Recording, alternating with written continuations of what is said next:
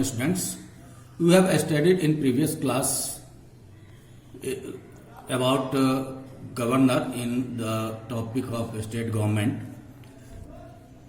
Now we will discuss about chief minister and council of ministers.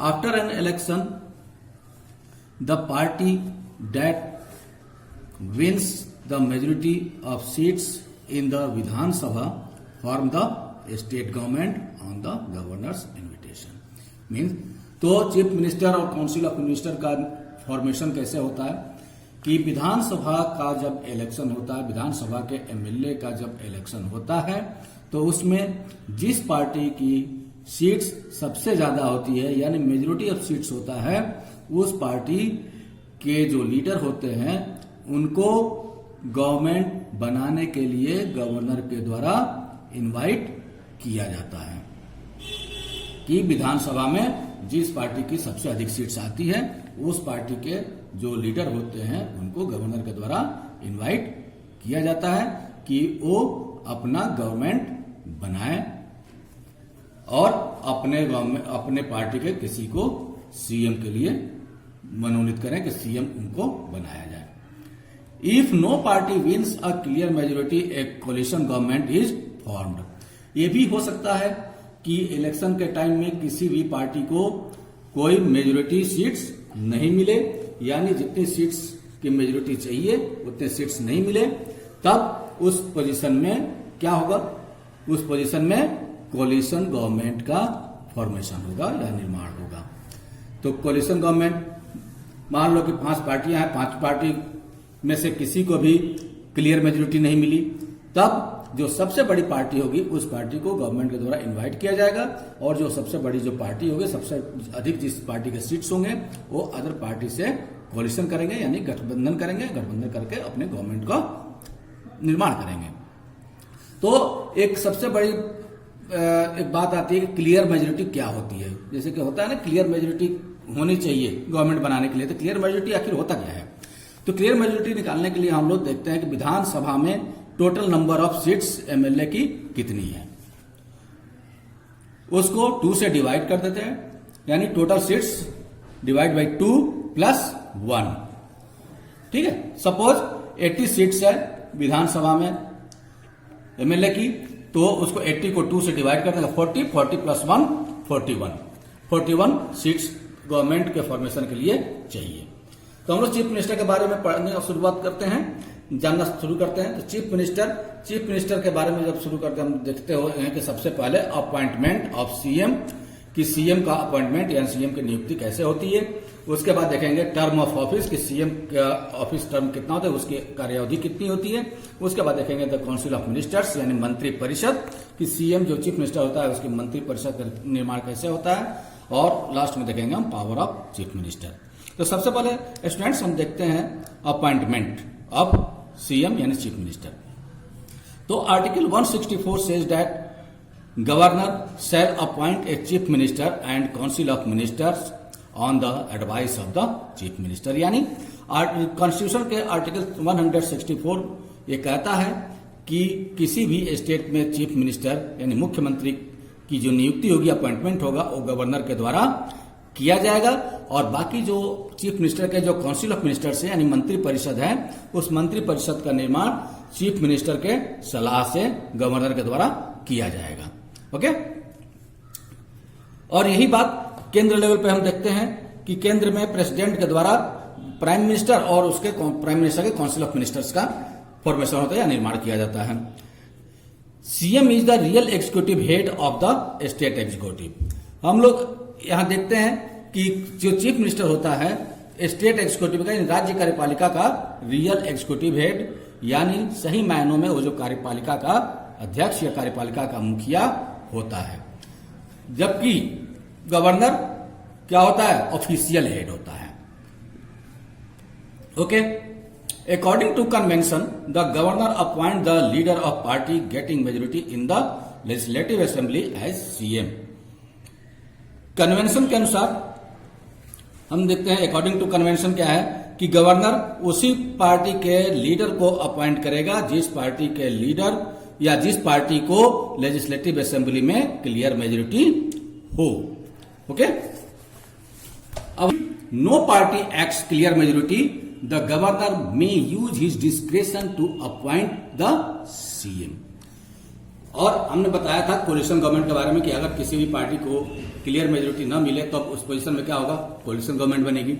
तो coalition government बनेगी और यहां पे गवर्नर को एक डिस्क्रेशनरी पावर है, यानी विशेषाधिकार है, उसको अपने एक विशेष अधिकार दिया गया है कि अगर किसी भी पार्टी को क्लियर मेजोरिटी नहीं मिलती है तब गवर्नर अपने विवेक के आधार पे, अपने विचार के आधार पे किसी भी पार्टी को गवर्नमेंट बनाने के लिए इनवाइट कर सकता है। बट सामान्य रूप से जो सबसे बड़ी पार्टी होती है, सबसे अधिक सीट्स जिसके होते हैं जिस पार्टी के, उसी को गवर्नर के द्वारा इनवाइट किया जाता है।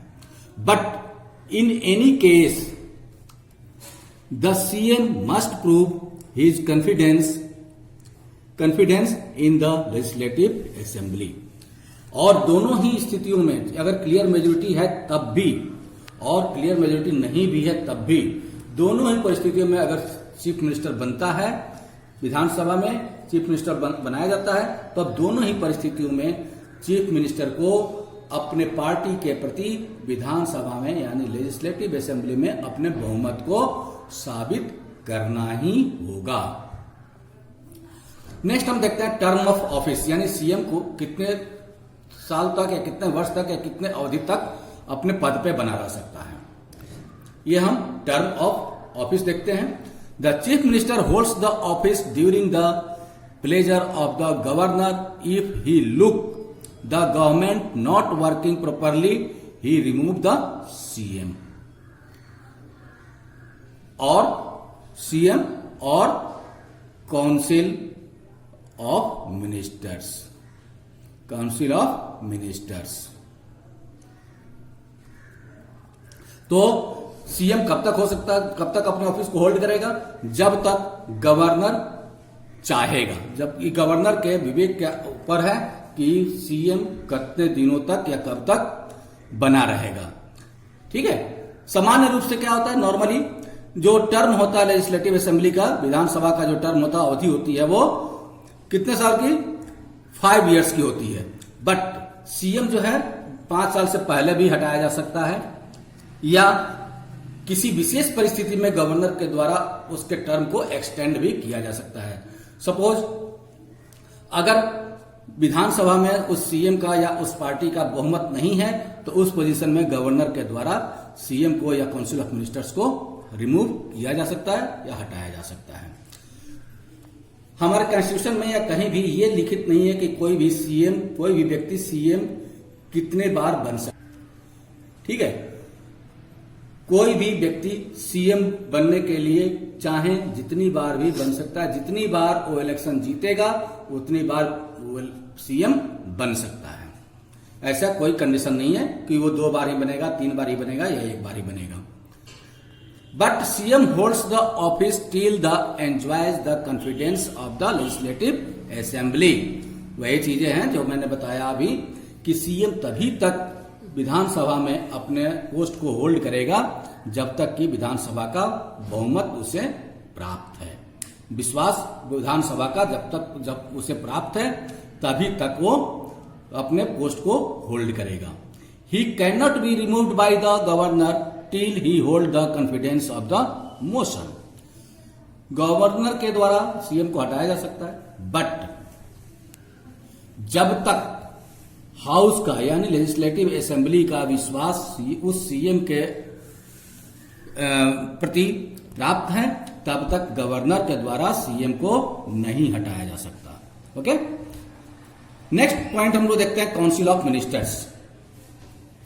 The council of ministers are appointed by governor on the advice of the chief minister. जैसे कि पहले भी हम बता चुके हैं कि काउंसिल ऑफ मिनिस्टर्स की नियुक्ति गवर्नर के द्वारा चीफ मिनिस्टर यानी मुख्यमंत्री के सलाह के बाद की जाती है। There is a collective responsibility of council of ministers to the legislative assembly. और विधानसभा के प्रति काउंसिल ऑफ मिनिस्टर्स की सामूहिक रूप से उत्तरदायित्व होता है।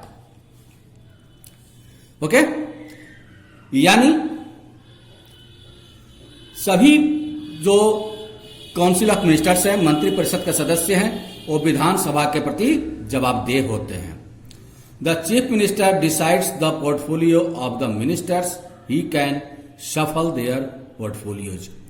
और जो भी काउंसिल ऑफ मिनिस्टर्स हैं, मंत्रिपरिषद के सदस्य हैं, वो उनकी विभागों का बंटवारा, पोर्टफोलियो मीन्स विभाग, डिपार्टमेंट, उनके विभागों का बंटवारा चीफ मिनिस्टर के द्वारा किया जाता है। और चीफ मिनिस्टर जब भी चाहे तो उनके विभागों में हेर फेर यानी सफल कर सकता है, उनके विभागों में हेर फेर कर सकता है, उनके विभागों को बदल सकता है। The CM can ask the minister to resign और advise the governor to remove the minister. CM यानी चीफ मिनिस्टर जब भी चाहे, अगर नाखुश है किसी मंत्री के प्रति, तो वो उसका रिजाइन मांग सकता है या गवर्नर को ये सलाह दे सकता है कि उस मंत्री को रिमूव कर दिया जाए या हटा दिया जाए। When the CM resigns, the whole council of ministers dissolves.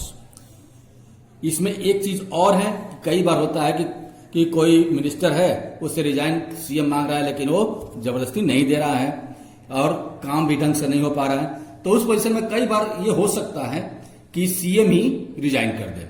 तो जब सीएम रिजाइन कर देगा, अगर कोई मुख्यमंत्री रिजाइन कर देगा, तो पूरा council of minister he dissolve हो जाएगा, यानी पूरे मंत्रिपरिषद ही डिसॉल्व हो जाएगी, भंग हो जाएगा, यानी कोई भी मंत्री नहीं रहेगा, पूरा मंत्रिपरिषद ही भंग हो जाएगा। देखेंगे कि पावर क्या है, चीफ मिनिस्टर के पावर क्या है। तो the governor prorogues and summons the state legislature in consultation with CM, in consultation with CM. तो गवर्नर क्या होता है, विधानसभा का फॉर्मेशन होता है, विधानसभा का फॉर्मेशन होने के बाद विधानसभा में डिस्कस करने के लिए उसके सत्र बुलाया जाता है, गवर्नर के द्वारा प्रोरोग किया जाता है, समन्स किया जाता है। तो समन्स कब किया जाएगा, सीएम यानी चीफ मिनिस्टर के सलाह के बाद ही। गवर्नर क्या करेगा, कंसल्ट करेगा सीएम से, और after consultation with CM he will prorogue and summons to the state legislature. Okay, the CM advise governor in choosing council of ministers. CM यानी चीफ मिनिस्टर ही गवर्नर को एडवाइस करेगा कि किन किन व्यक्तियों को काउंसिल ऑफ मिनिस्टर में यानी मंत्रिपरिषद में शामिल किया जाए। The CM advices and coordinates the work of council of ministers. जो मुख्यमंत्री होता है, जो सीएम होता है, वो काउंसिल ऑफ मिनिस्टर्स को यानी जो भी मंत्रिपरिषद के सदस्य हैं, जो भी मंत्री हैं, उनको कोऑर्डिनेट करता है, आपस में समन्वय स्थापित करने का काम करता है और उनके कामों को देखता है और कामों को देखते हुए आपस में समन्वय स्थापित करवाने का काम करता है। और काउंसिल ऑफ मिनिस्टर्स का हेड जो भी सीएम ही होता है। Okay, the CM advices the governor in appointing chairman of A state public service commission, state public service commission, advocate general, state election commission etcetera. और सीएम के advice पर ही governor के द्वारा कुछ मुख्य पद होते हैं स्टेट्स में, राज्यों में कुछ मुख्य पद होते हैं, हायर पोस्ट होते हैं, उनके चेयरमैन की, उनके अध्यक्ष प्रेसिडेंट की, उनके जो भी हायर अथॉरिटी है, उनको अपॉइंट करने का काम गवर्नर के द्वारा सीएम के एडवाइस पे ही किया जाता है। जैसे कि chairman of state public service commission यानी राज्य लोक सेवा आयोग, राज्य लोक सेवा आयोग के चेयरमैन की नियुक्ति भी गवर्नर के द्वारा मुख्यमंत्री के सलाह पे की जाती है।